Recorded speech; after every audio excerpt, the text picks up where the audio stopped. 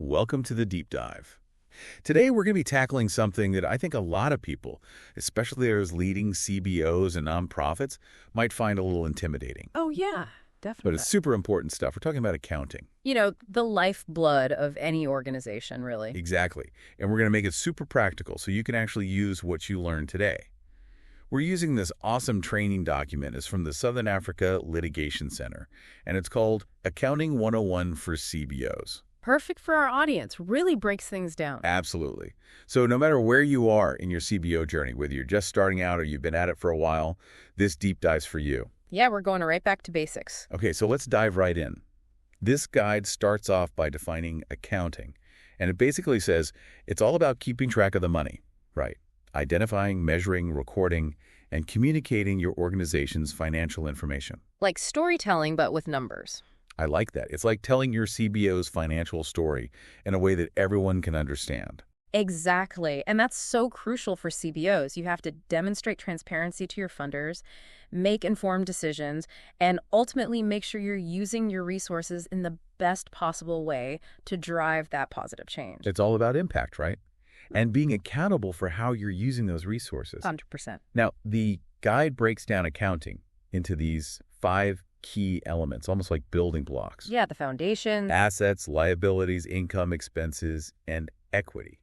They might sound a little technical at first, They do. but honestly, once you get a handle on them, it's like unlocking this whole new level of understanding about your CBO's finances. It's true. So first up, we've got assets. Okay, so think about assets as everything your CBO owns that helps you achieve your goals, the tools of the trade. Could be something really tangible like your office space, computers, vehicles. Right, those are the obvious ones. But it could also be things like the brochures you print to get the word out. Oh, interesting. Anything that has value and contributes to your mission. Okay, that makes sense. So if assets are what you own, liabilities are kind of the flip side of that, right? What you owe. Yeah, exactly. Think of it like unpaid bills or loans. Basically, any outstanding balances your organization has. So it's all about keeping track of both what you have and what you owe. Keeping it balanced. A balanced view, yeah. Hmm. Okay, what about the other 3? Income, expenses, and equity. All right, so income is all the money your CBO brings in. So that's things like donations. Donations, grants, membership fees, if you have those, things like that. That's the money coming in. Expenses, I'm guessing, are the money going out. Right on. Those are the costs of running your CBO, like rent, staff salaries, program supplies, all that good stuff. Okay, and then finally we've got equity. What's that all about? Equity is kind of like your organization's net worth. Think of it as what's left over after you subtract your liabilities from your assets. Okay, so it's basically the value that's left over. Yeah, it represents the stake that your founders or your community has in the organization. Okay, so understanding these 5 elements, is that really the key to understanding your overall financial position? Yeah, it gives you the whole picture. And with that, you can start making really smart decisions about your money, which I think leads us perfectly into our next topic. Ooh, a cliffhanger. All right, well, we'll be right back after a quick break to delve a little deeper into the world of CBO accounting. Don't go anywhere.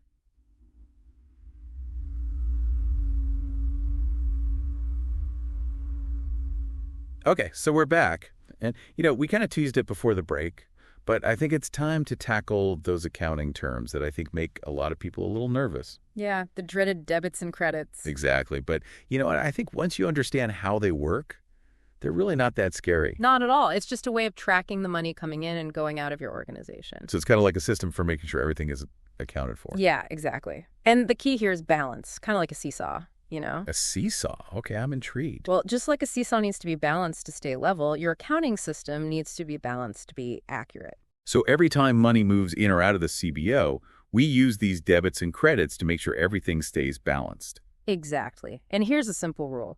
Every transaction, every time money moves, it's going to affect at least 2 of those 5 key elements we talked about earlier. Oh, right. The assets, liabilities, all that. Exactly. So, for example, let's say your CBO gets a grant for $5,000. That's money coming in, which means your income increases. Right, because that's more money you have to work with. Exactly.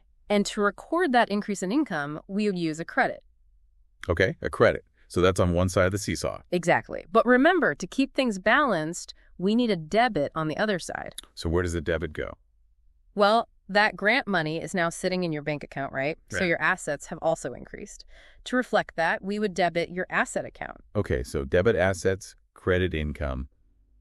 I think I'm starting to get this. You're getting it. Yeah. And it works the same way with expenses. Let's say you spend $1,000 on program supplies. Okay, so that's money going out, decreasing our assets. Exactly. So we would credit our asset account to show that decrease. And since our expenses have gone up, we would debit our expense account. So it's all about finding those pairs. Every debit has a corresponding credit to keep the seesaw balanced. You got it. And this whole concept of balancing is actually reflected in one of the most fundamental principles of accounting, the accounting equation. The accounting equation. Okay, this is where I start to get a little lost. What is that? I promise it's not as complicated as it sounds. The basic accounting equation is assets equal liabilities plus equity. Oh, right.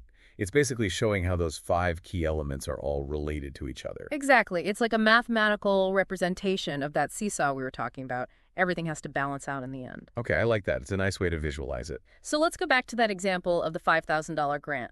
When that money hits your bank account, your assets increase by $5,000. But to keep the equation balanced, we also need to increase other liabilities or equity by the same amount. Okay, so it has to go somewhere. Well, since it's a grant and not a loan, it wouldn't increase our liabilities. Good point. So in this case, it would increase equity because it's adding to the overall value of the organization. Ah, so assets up by $5,000, equity up by $5,000. Equation balanced. I'm starting to see the light here. I told you it wasn't that bad. In this equation, it's not just some theoretical thing. It's a really practical tool for CBOs. No, how so? Well, just by looking at the relationship between your assets, liabilities, and equity, you can get a really good sense of your overall financial health. So like if a CBO has a lot of assets but also a ton of liabilities. That could be a sign that they need to focus on paying down debt or finding ways to increase income. Makes sense. And what if their equity is really low? That might mean they need to think about boosting their fundraising efforts or exploring new revenue streams. So the accounting equation is not just numbers on a page. It can actually guide CBOs in making strategic decisions about their finances. Exactly. And speaking of making decisions, there's another important concept that comes into play here. The choice between cash basis and accrual basis accounting. Ooh, okay. I've heard these terms thrown around, but I'm not really sure what the difference is. So the cash basis is all about simplicity. You record income when you actually receive the cash, and you record expenses when you actually pay the cash. So it's kind of like how most of us manage our personal finances. What's coming in, what's going out. Exactly. So if a CBO receives a donation by check, they would record that income on the day they deposit the check, not the day the donor promised to give the money. Okay, so it's all about when the cash actually changes hands. Exactly. And if they pay their rent on the first of every month, they would record that expense on the first, regardless of when the rent was technically due. Okay, so cash basis, pretty straightforward. You mentioned there was another method, though. Accrual basis. Right. So accrual basis is a little more complex. It's about recording transactions when they occur, regardless of when the cash actually moves. Okay, so give me an example of that. Sure. Let's say a CBO provides a service in January, but doesn't get paid for that service until February. Under the accrual basis, they would still record that income in January. Oh, interesting. So it's more about matching the income and expenses to when they actually happened, not just when the money moved. Exactly. And this gives you a more complete picture of your financial performance over time. But I imagine it's a bit more work to keep track of everything that way. It does require more detailed record keeping, that's true. So how does a CBO decide which method to use? It really depends on a few factors, like the size of the organization, the complexity of their finances, and their reporting requirements. So some funders might actually require a specific method. Exactly. So it's important to choose the method that best suits your needs and the expectations of your funders. Okay, so we've covered a lot of ground here. We've talked about debits and credits, the accounting equation, and now cash versus accrual accounting. I feel like we're really starting to build a solid foundation here. I agree. And I think we're ready to move on to one of the key financial statements that every CBO leader should know how to read and understand. The balance sheet. Okay, the balance sheet. That's the one that gives you a snapshot of your financial position at a specific point in time, right? Exactly. It's like a visual representation of that accounting equation we talked about. Assets, liabilities, and equity all laid out so you can see exactly where things stand. So it's kind of like a financial report card. That's a great way to think about it. And just like a report card, there are certain things you want to look for on a balance sheet to gauge how your CBO is doing financially. So what should CBO leaders be paying close attention to? What are some of the red flags or things that tell them they're on the right track? Well, there are a few key things to keep an eye on. So we're talking about what CBO leaders should pay close attention to when reviewing their balance sheets. What are some of the key things to look for? Well, I think first and foremost, you want to see a good balance between your assets and your liabilities. Ideally, you want your assets to be greater than your liabilities, showing that the CBO has a really solid financial foundation. So if a CBO has a lot more liabilities than assets, that's kind of a warning sign. It could be, yeah.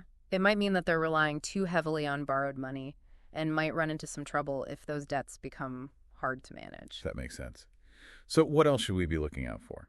Another important thing to think about is what kind of assets you have. The composition of your assets. Are they mostly liquid assets, like cash that can easily be accessed? Or are they things that are a little bit harder to turn into cash quickly, like property or equipment? So it's about having that flexibility, right? Exactly. You want to have a good mix. Okay, what about those situations where a CBO has a lot of cash just sitting in the bank? Is that always a good thing? That's a really great question. While it is important to have some cash reserves for unexpected expenses or opportunities, a large pile of unused cash, that could actually be a sign that the CBO isn't using its resources as effectively as it could be. So it's not just about having money, it's about using it wisely. Exactly. It might be a sign that they need to take another look at their budget and maybe think about some strategic investments that could really help them achieve their goals. I see. So it's about putting that money to work. And when we're looking at the balance sheet, is it important to look at it over time? Or it's just like a one-time snapshot enough? A one-time snapshot can be helpful, but I think it's even more valuable to look at those trends over time. Is your financial position improving or getting worse? Are your assets growing? Are your liabilities starting to stack up? Analyzing those trends can give you some really powerful insights into the CBO's overall financial health and sustainability. This has been so helpful. Accounting, it's often presented in such a dry, technical way. But I feel like you've really helped us understand how it's actually such a powerful tool for CBOs to make a difference. It really is. When you understand the basics, you can actually use accounting to make smart decisions, build trust with those funders, and ultimately have an even bigger impact on the community you're serving. Absolutely. Well, I think this is a perfect place for us to wrap up our deep dive into the world of accounting for CBOs. It's been great talking about this with you. Likewise. And a huge thank you to all of our listeners for joining us today.